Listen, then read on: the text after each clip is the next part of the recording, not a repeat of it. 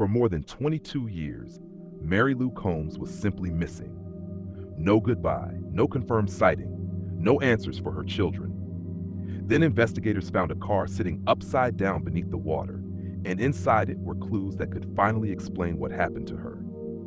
But there is one major problem. The evidence may tell us how Mary Lou died, but investigators still have unanswered questions about how her car ended up in the water in the first place. And after more than 2 decades, the search for those answers has only just entered a new chapter. Today, we're looking at the disappearance of Mary Lou Combs, a Florida mother who vanished in 2003, and the extraordinary underwater discovery that may have finally brought her home. Before we get into it, if you enjoy carefully researched missing person stories and cold cases, consider subscribing to Gone Missing and stay with me, because the discovery investigators made underwater wasn't just another abandoned vehicle. It contained evidence that connected directly back to Mary Lou. Mary Lou Combs was 41 years old when she disappeared from Palm Coast, Florida in August 2003. She was a mother of 3, and according to her family, she was someone who was deeply connected to her children. But on August 19th, something changed. Mary Lou was last seen leaving the home she shared periodically with her mother and 2 of her children. There had been an argument between Mary Lou and her mother. Then Mary Lou left. At first, nobody knew that this would be the last confirmed sighting of her. And this is where the story becomes frustrating. 2 weeks passed before Mary Lou's sister-in-law contacted authorities. A statewide alert was issued, but a formal missing person report wasn't filed until October. By then, the trail was already growing cold. Investigators spoke with people close to Mary Lou and began trying to determine where she could have gone. Then another detail emerged. Mary Lou had recently lost her job. Her family said she had never collected her final paycheck. She had also missed birthdays and holidays involving her children. For the people who knew her, that was deeply unusual. Because Mary Lou wasn't simply someone who had disappeared from one person's life. She had seemingly disappeared from everyone. And for years, there was no confirmed explanation. No body, no vehicle, no definitive trail, just a family waiting for an answer. Mary Lou's case eventually became a cold case, but investigators refused to completely let it go. In 2020, Flagler County launched a dedicated cold case unit, and Mary Lou's disappearance was among the cases that received renewed attention. Detectives went back through old information. They re-examined previous tips. They spoke with people who had known Mary Lou, and search teams began looking at places that had previously been overlooked.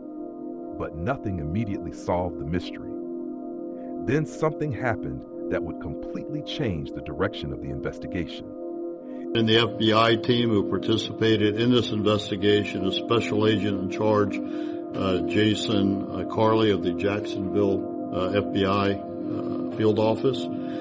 And we had a number of FBI teams here that included our FBI Evidence Response Team, the FBI's Underwater Search and Evidence Response Team, and the FBI Laboratory.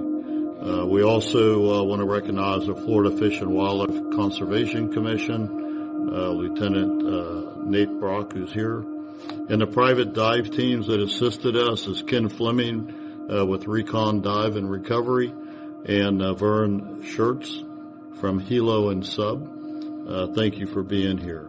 I'd also like to acknowledge the District 23 Medical Examiner's Office and the homeowners who accommodated us at the dive site, which I will talk about. But before I begin my formal comments on the case, I'd also like to recognize Mary Lou's family members who've joined us today. Her daughter, Natasha Harper, her sisters, Tracy Hayes and Rita Haney, and brother Jerry Combs. So thank you for attending, and hopefully we can help answer the questions on this mystery today. So let me just tell you a little bit about the case background. Mary Lou Combs was last seen on August 19, 2003, leaving her Palm Coast home located at 3 Sanchez Avenue in the Hammock area of Flagler County after, frankly, an argument with her mother. She periodically shared this home with her mother and 2 of her 3 children. She was 41 years old at the time of her disappearance. 2 weeks after she was last seen, Mary Lou's sister-in-law contacted the sheriff's office. A statewide BOLO was issued, but no missing persons report was filed at that time. On October 9th, 2003, Mary Lou was officially reported missing in a report taken by then Deputy John Reckenwald, who, as I mentioned, is here with us now. And ironically, he's a sergeant over our Marine and Agriculture unit. At that time, deputies spoke to Mary Lou's mother and sister-in-law. A follow-up report was made on January 6, 2004, as Mary Lou's family told deputies that they had still not heard from her. During this follow-up, Mary Lou's mother provided deputies with her vehicle information, which was a 1996 red Dodge Plymouth Neon. 2 days later, on January 28th, Mary Lou's family informed deputies that she had been fired from her job a week prior to a disappearance and had never collected her final paycheck. They also told deputies she had missed her children's birthdays and holidays, which was very unlike her to do. Over the years, detectives followed numerous tips and searched for Mary, but those efforts were unsuccessful and the case went cold. In 2020, we launched the agency's first full-time cold case unit to examine unsolved crimes, including Mary Lou's disappearance. We launched that because I believe that it is our responsibility to be the voice of victims and for their families so that we can bring closure to these cases. Our first cold case detective, then Detective Andrew Cangialosi, picked up the search by going back to review the tips and re-interviewing known associates of Mary Lou. The Sheriff's Office dive team also searched various ponds and canals. In late 2021, the case gained some new media coverage. It was featured on First Coast News' Unsolved Crimes and Fox 35's True Crimes Files. Despite the renewed interest in the case, no new leads were generated from that activity. In February 2024, we partnered with 2 volunteer dive teams, Recon Dive Recovery and Hilo and Sub, to search for Mary Lou's vehicle. On October 25th, we finally had our big breakthrough. The volunteers had found what they believed to be a vehicle submerged underwater, upside down in the Intracoastal Waterway. They also found a bumper consistent with Mary Lou's vehicle in the Intracoastal Waterway near 18th Road. Our dive team dived the site, but due to the depth, condition, and location of the vehicle, which is approximately 14 to 17 feet underwater, upside down, and now partially buried in muck after over 22 years, we requested assistance from the FBI's Underwater Search and Evidence Response Team from Miami and the FBI Evidence Response Team in Jacksonville. In December of 2025, the FBI dive team conducted an underwater survey of the area to determine exactly what would be needed in the recovery effort. The vehicle was in poor condition due to it being submerged in salt water for over 22 years and would actually crumble when it was touched, which made this a much more difficult recovery effort. On February 3rd, 2026, a 3-day multi-agency recovery operation began, which coincided, ironically, on National Missing Persons Day. And we didn't plan that. It just happened to be that day that everybody could get together to start this recovery. The FBI provided close to 30 people for this mission, including some as far away as Quantico, Virginia, from the FBI Academy. And we really appreciate the efforts of the FBI here, and you'll hear more about that in just a little minute. And I have to tell you, I was at the scene. the FBI operation was just over the top with the resources and the capability they have that we're going to talk about now. FBI divers entered the vehicle through a broken driver's side window. FBI dredging equipment was used to suction contents into an evidence recovery basket on shore, where FBI evidence response teams carefully sifted through sediment to locate evidence.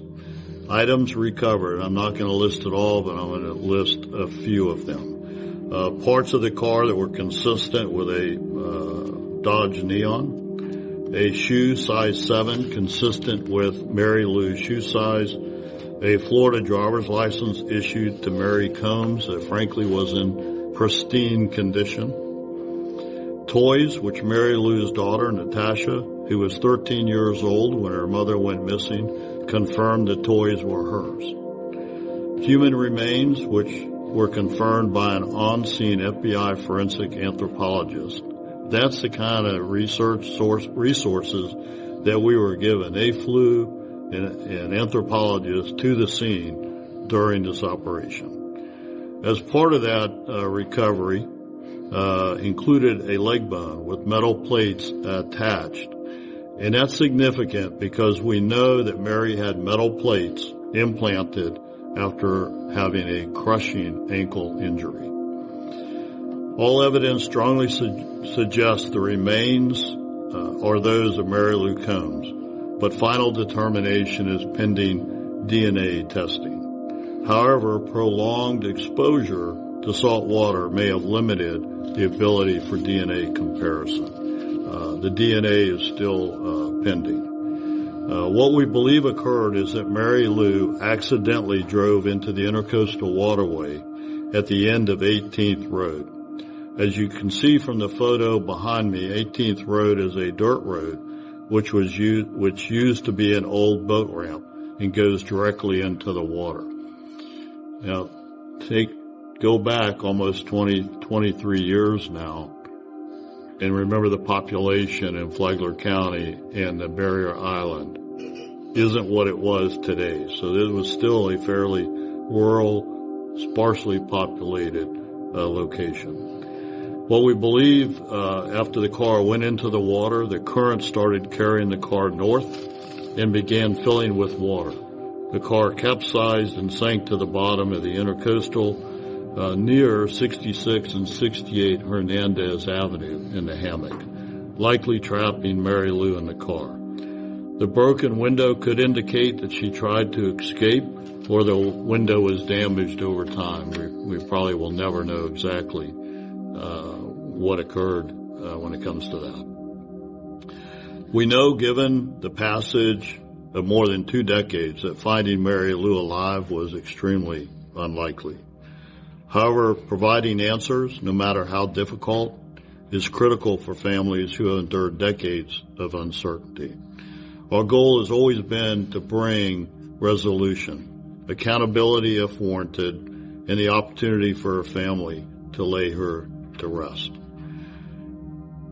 I want to thank and commend our detectives and our cold case and major case unit, our CSI unit, our Marine unit, our dive team for working diligently on this case and never giving up.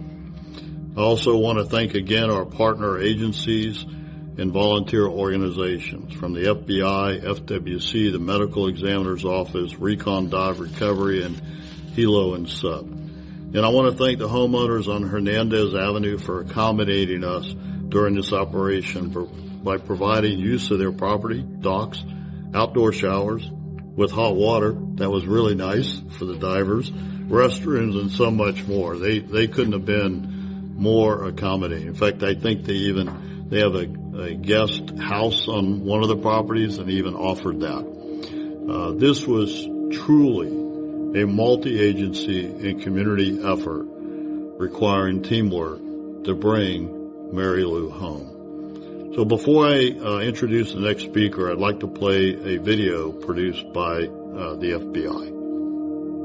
On February 3rd, 2026, National Missing Persons Day, the remains of Mary Lou Combs were recovered from a submerged car in the Matanzas River after she went missing in 2003. This effort brought in more than 30 FBI personnel from both our evidence response team and the FBI's underwater search and evidence response team. Partnering with the Flagler County Sheriff's Office, FBI Jacksonville, and other investigators, were finally able to provide some answers and closure to Combs' family.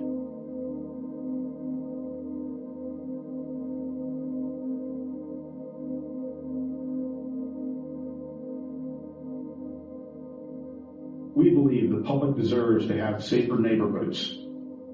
The FBI takes this responsibility very seriously. We will continue to work tirelessly with our law enforcement partners to keep the community safer.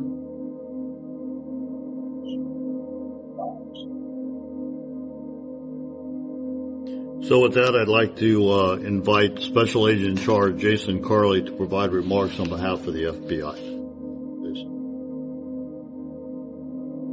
Thank you, Sheriff. Sir, I'd like to first thank you and your team for all the hard work that they've done on this investigation, and also asking us to come in and support in this operation. I also want to recognize and congratulate Jacksonville's evidence response team and FBI Miami's underwater search and evidence response team that came out and did the hard work. I really appreciate the work that they do. There's a lot of hard work that goes into it. There's a planning that they have to do. It takes not just the operation itself. It's days and days and weeks of planning just to make sure this happens in the right way. And in addition to that, this capability is something that shows to be very successful in these types of operations. I do want to touch on partnerships, as the sheriff has just spoken of. FBI Jacksonville's relationships with law enforcement agencies across North Florida couldn't be stronger. We stand shoulder to shoulder with our law enforcement partners to ensure we're helping the community stay safer. It's an important thing for us, and we will continue to be dedicated towards that effort. I will again thank my team for what they did and all the tireless efforts that they did in terms of this operation, and I hope that the results of this operation will bring some closure to the family. Thank you. So just so that the media understands what we're doing, there's a few other people I want to offer the opportunity to speak to. And I have a couple presentations to make to thank some of the individuals involved. And then we'll open it, and the family will have an opportunity to speak if they desire. And then we'll take Q&A. So just bear with us as we go through this. So I would ask, and I don't know if you guys want to, you're welcome to or not. But Ken Fleming, Recon Dive Recovery, if you'd like to say anything. Thanks, Sheriff. I appreciate it. I'd like to thank Sheriff Staley for his leadership and allowing his cold case unit, his detectives, and all of his deputies to think outside the box and work with civilians, public-private partnership with folks like us. We've made it our mission to locate the missing underwater, where we have our special skills to do so.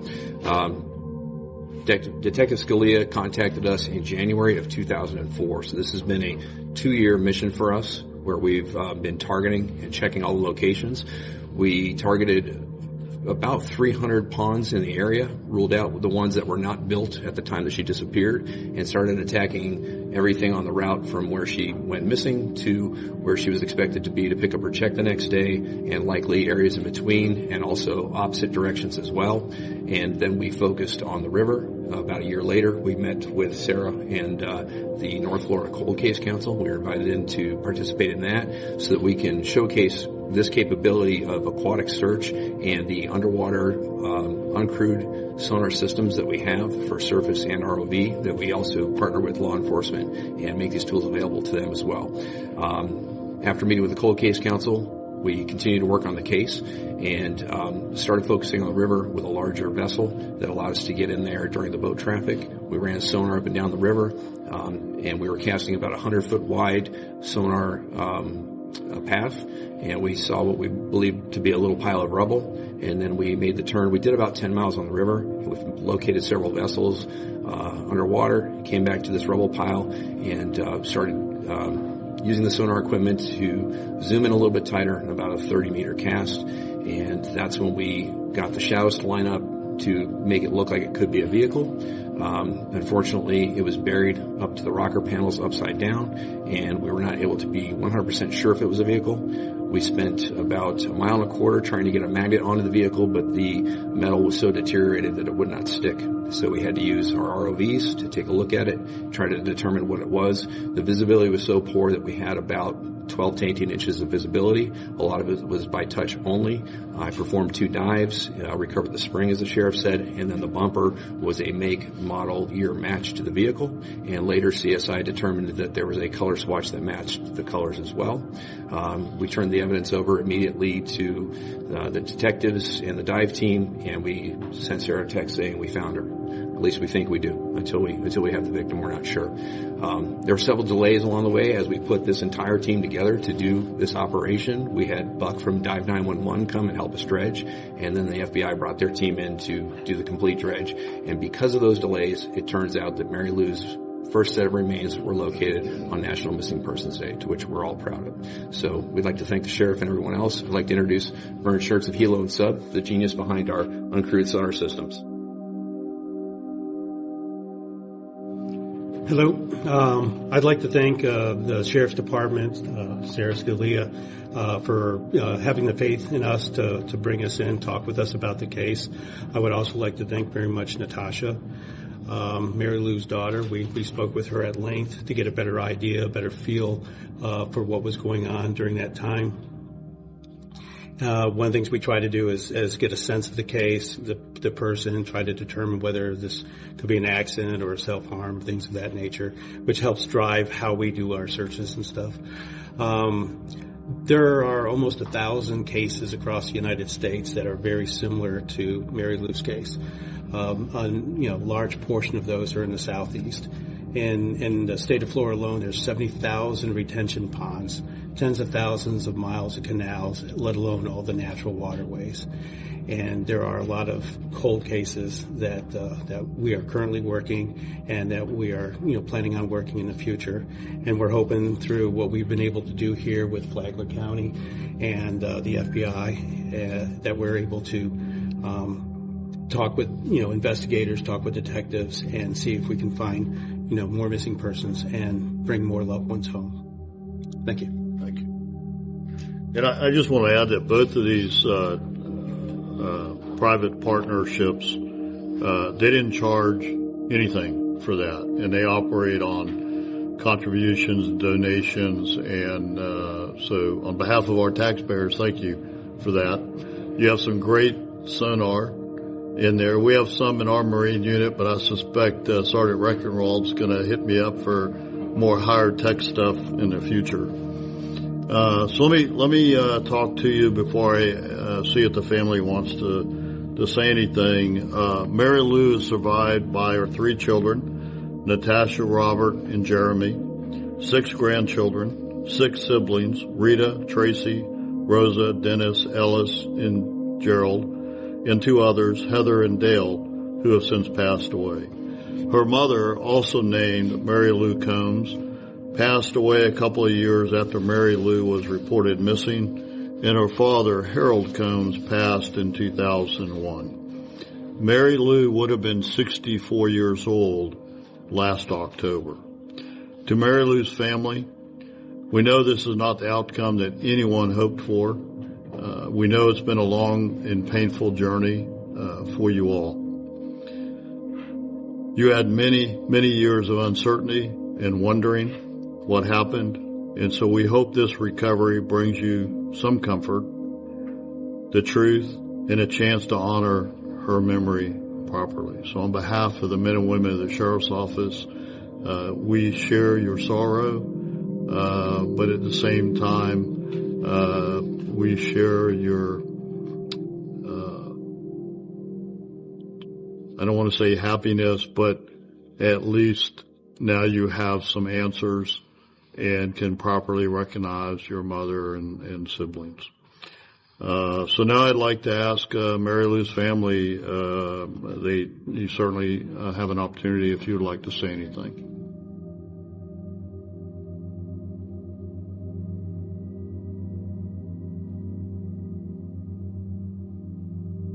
I I just have something to read from. As a little girl, my mother was my best friend and my everything.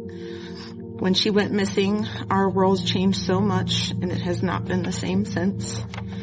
For over 22 years, we've known that our mother did not simply leave us, but we still grieved her and missed her kind and loving presence. The Flagler County Sheriff's Office has always been supportive, and they've always done their best. And when Detective Sarah Scalia came in contact with independent divers, Vernon Schertz and Ken Fleming, everything changed. They've searched tirelessly, dedicating countless hours and doing so much behind the scenes, all while balancing lives and families of their own. We owe so much to those men and to Sarah and the FCSO for finally finding our beautiful mother, sister, grandmother, daughter, and friend.